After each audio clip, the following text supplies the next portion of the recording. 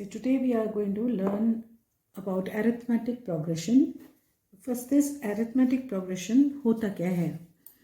Arithmetic progression का मतलब होता है एक सीक्वेंस, एक ऐसी सीक्वेंस जिसमें कोई ऑर्डर हो. It should have some order, a definite order. Like suppose I say 2, 4, 6, 8, 10. You see, every pair has got same difference. Like suppose if you reduce 4 from 2, from A1, A2 to A, then it is 2. From 6, if you minus 4, again it is 2. From 8 to 6, if you minus, it is again 2. So what is there is, every time the difference is same, it's 2.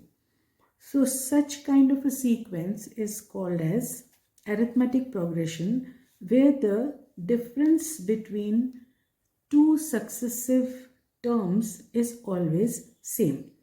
We call it as D. और ये जो terms हैं इसको आप A1, A2, A3, A4 ऐसे करके बोल सकते हैं.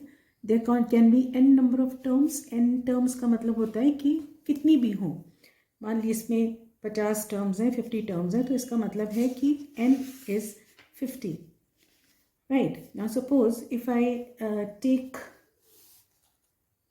a formula, say an is equals to 3n plus 2. Suppose this is my equation, right?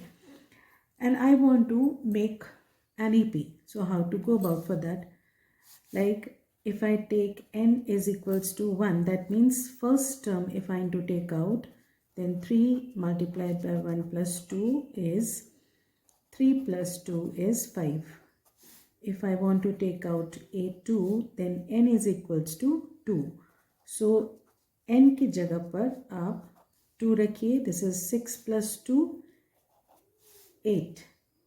A3 is 3 multiplied by 3 plus 2, 9 plus 2, 11.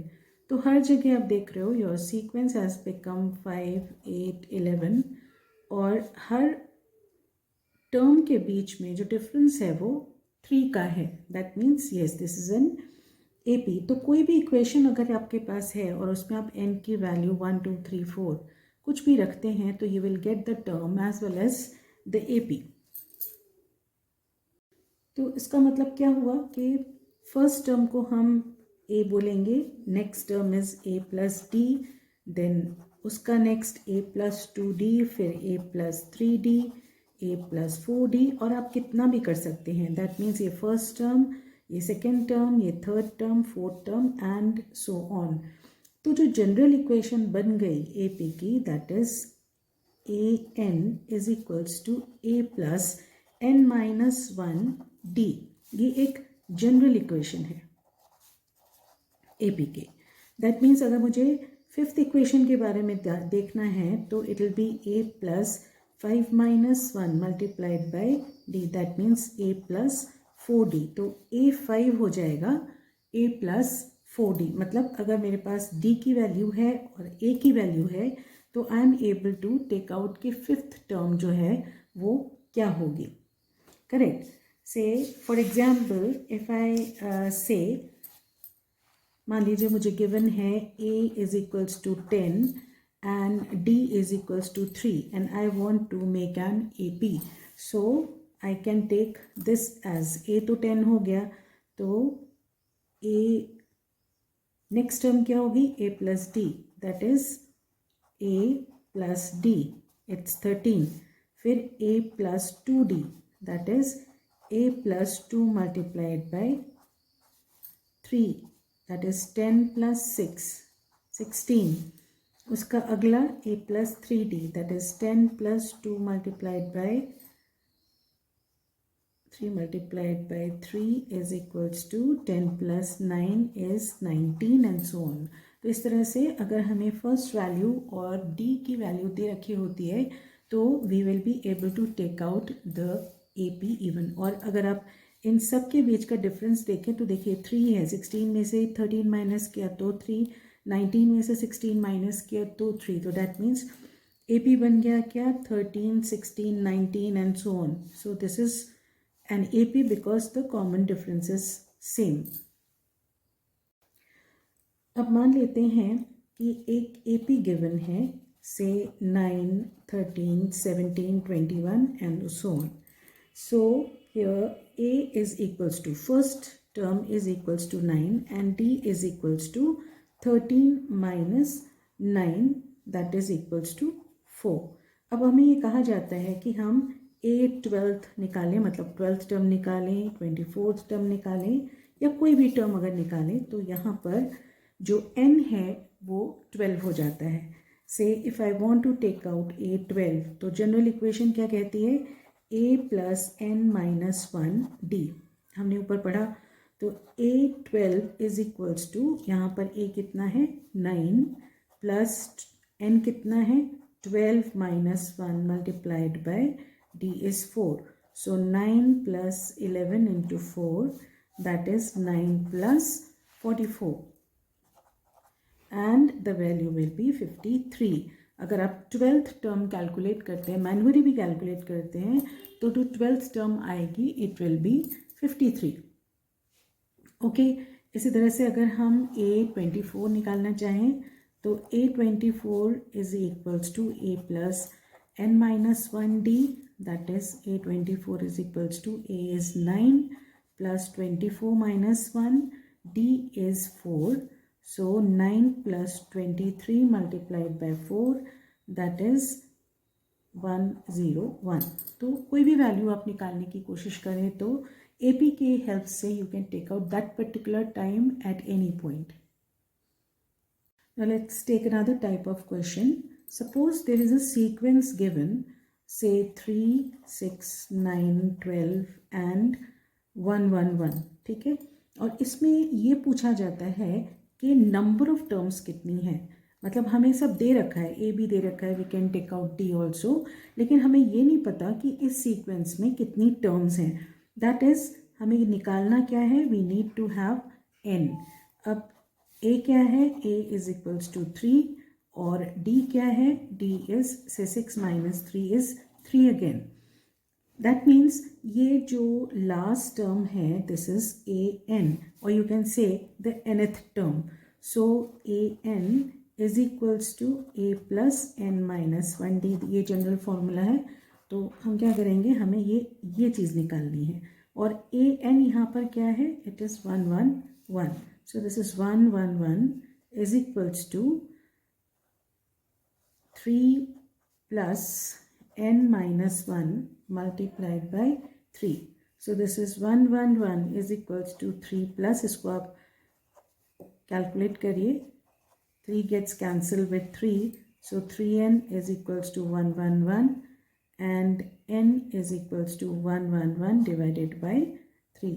So this is 3 3s are 9 and 7s are 21. So इस particular AP के अंदर 37 terms होंगी और ये जो 37th term है वो है 111. So this is how we take out questions in AP, right. अब और कुछ तरह के क्वेश्चंस भी आते हैं. से फॉर एग्जांपल इफ आई से देयर इज 1, 7, 13, 19, ये एक AP है मान लो, और ये पूछा जा रहा है कि इसमें जो nth टर्म है वो क्या होगी, क्योंकि हमें यहाँ पर nth टर्म पता थी लेकिन यहाँ पे हमें nth टर्म नहीं पता है, राइट. तो इसमें भी a जो है वो 1 है और d जो है 7 माइनस 1 इज 6. तो a n क्या हो गया, a n हो गया a plus n minus 1 d, right. और a यहाँ पे 1 है प्लस n हमें पता नहीं है, n minus 1 multiplied by 6. So it will be 1 plus 6n minus 6 और it is 6n minus 5. तो ये हमारा एक जनरल फॉर्मूला हो गया. ठीक है. अब हमें करना क्या है, हमें करना है कि nth टर्म भी अगर हमें निकालनी है तो वो क्या होनी चाहिए. सी nth टर्म के लिए nth टर्म के लिए हमारे पास ये एक वैल्यू आ गई। अब आप यहाँ पर जो भी कुछ रखते हैं, जितनी भी वैल्यूज़ को रखते हैं 1 2 3 4, तो आप कंटिन्यूसली उन वैल्यूज़ को निकाल सकते हैं उस पर्टिकुलर सीक्वेंस के अंदर। Now let's take another type of question. Suppose there is a sequence given, say 3 6 9 12 and 1 1 1, ठीक है। और इसमें ये पूछा जाता है कि नंबर ऑफ टर्म्स कितनी है। मतलब हमें सब दे रखा है, ए भी दे रखा है, we can take out d also, लेकिन हमें ये नहीं पता कि इस सीक्वेंस में कितनी टर्म्स हैं। दैट इज हमें निकालना क्या है, we need to have n. अब ए क्या है, ए इज इक्वल्स टू 3, और डी क्या है, D is say 6 minus 3 is 3 again. That means ये जो लास्ट टर्म है दिस इज ए एन, और you can say the nth term. So a n is equals to a plus n minus 1 d, ये general formula है। तो हम क्या करेंगे, हमें ये चीज़ निकालनी है। और ए एन यहाँ पर क्या है, it is 1 1 1। So this is 1 1 1 is equals to 3 plus n minus 1 multiplied by 3. So this is 1 1 1 is equals to 3 plus, इसको आप calculate करिए, 3 gets cancelled with 3, so 3n is equals to 1 1 1 and n is equals to 1 1 1 divided by 3. So this is 3 3s are 9 and 7s are 21. So इस particular AP के अंदर 37 terms होंगी, और ये जो 37th टर्म है वो है 1 1 1. So this is how we take out questions in AP, right? अब और कुछ तरह के क्वेश्चंस भी आते हैं, जैसे फॉर एग्जाम्पल इफ आई से देर इज़ 1 7 13 19, ये एक AP है मान लो, और ये पूछा जा रहा है कि इसमें जो nth टर्म है वो क्या होगी, क्योंकि हमें यहाँ पर nth टर्म पता थी लेकिन यहाँ पे हमें nth टर्म नहीं पता है, राइट। तो इसमें भी a जो है वो 1 है और d जो है 7 माइनस 1 इज 6। तो a n क्या हो गया, a n हो गया a plus n minus 1 d, right. और a यहाँ पे 1 है प्लस n हमें पता नहीं है, n minus 1 multiplied by 6, so it will be 1 plus 6n minus 6, और इट इज 6n माइनस 5। तो ये हमारा एक जनरल फॉर्मूला हो गया, ठीक है। अब हमें करना क्या है, हमें करना है कि nth टर्म भी अगर हमें निकालनी है तो वो क्या होनी चाहिए। सी nth टर्म के लिए हमारे पास ये एक वैल्यू आ गई। अब आप यहाँ पर जो भी कुछ रखते हैं, जितनी भी वैल्यूज़ को रखते हैं 1 2 3 4, तो आप कंटिन्यूसली उन वैल्यूज़ को निकाल सकते हैं उस पर्टिकुलर सीक्वेंस के अंदर। Let's take another type of sum. Suppose the sum says the sum of 5th term and 9th term. The sum of 5th term and the 9th term of AP is 72. Suppose it is like this. And the sum of 7th term and 12th term is 97. Correct? So what will be the AP? मतलब हमें find करना है what's going to be the sequence. हमें और कुछ नहीं दे रखा है. So what we can do is we can form equations out of these conditions. ये जो conditions हमें दे रखी हैं उनकी मदद से we can take out certain equations. अगर हम इसे solve करें तो it will be a plus 4d plus a plus 8d is equals to 72, right?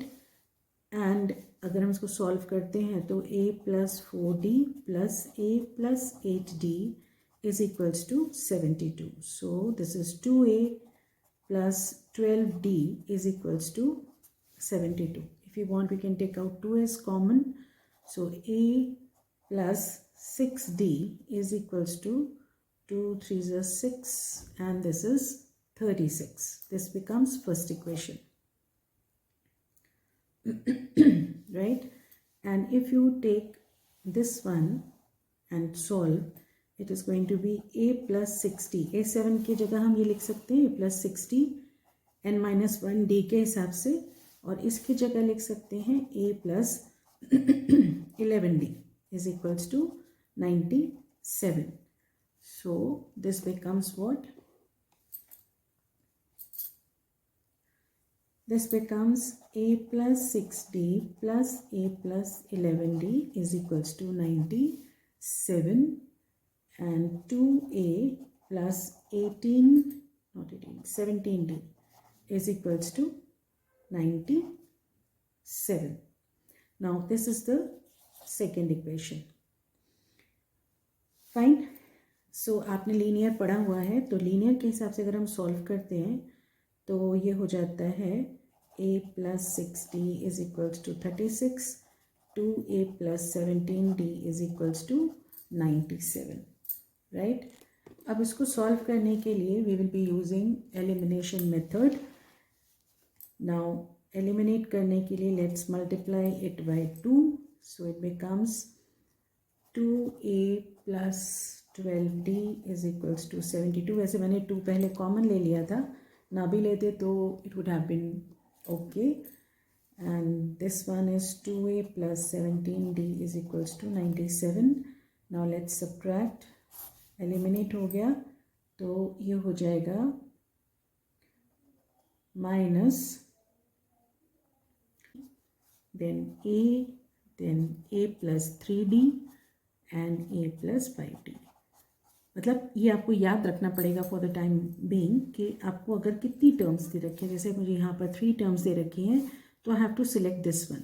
So let's do the sum. It says 3 terms are there. So 3 terms are A minus D plus A plus D. 3 terms हैं जिनको plus करने के बाद sum is minus 3. So let's see. A minus D plus A plus D is equals to minus 3. D cancel हो जाता है. 3A is equals to minus 3. A is equals to 3 upon 3, that is minus 1. That means हमें मिल गया क्या? A is equals to minus 1. We got it. और साथ में दूसरा कंडीशन जो दे रखा है वो ये है कि तीनों को अगर मल्टीप्लाई किया जाए then we get 8. So product is 8. Means A minus D, A और A plus D को मल्टीप्लाई किया जाए तो we get A, 8. तो ये तो A minus b A plus b का फॉर्मूला हो गया, तो ये हो जाएगा A square minus D square is equals to 8. आपके पास A यहाँ आ चुका है, so we can put up the value say -1, then -1 whole square minus D square is equals to 8. तो अब क्या होगा? दिस इज -1 का square is 1 only, minus D square and this is equals to 8. Fine. तो D square की value हम निकाल लेते हैं. It will be -1 plus D square is equals to 8 और D square is equals to 8 plus 1, that is 9, और D is equals to root of 9 और it is plus minus 3. तो हमारे पास दोनों चीज़ें आ गई हैं. एक +3 भी आ गया और -3 भी आ गया. आपको बता दें कि अगर जब रूट होता है और आप उसका स्क्वायर रूट निकालते हैं तो you have to consider both the values plus और माइनस बोथ. ठीक है. अगर हम D को 3 कंसिडर करते हैं तो इन दैट केस वैल्यू क्या आती है? सबसे पहला था क्या?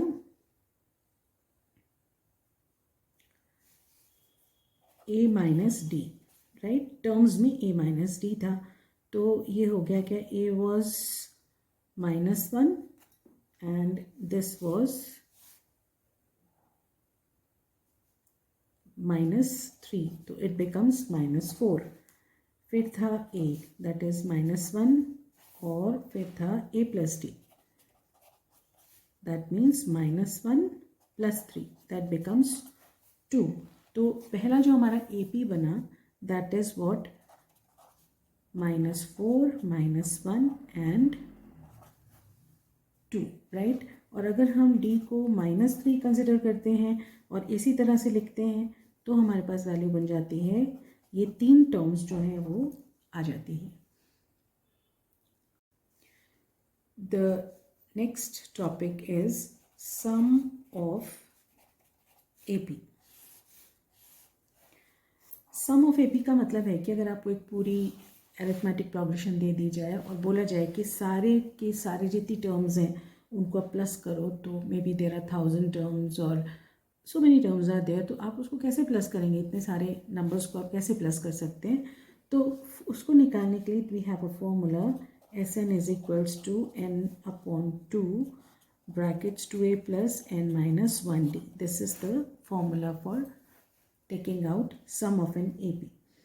Now suppose करिए आपके पास एक क्वेश्चन है जिसमें आपको सम निकालना है.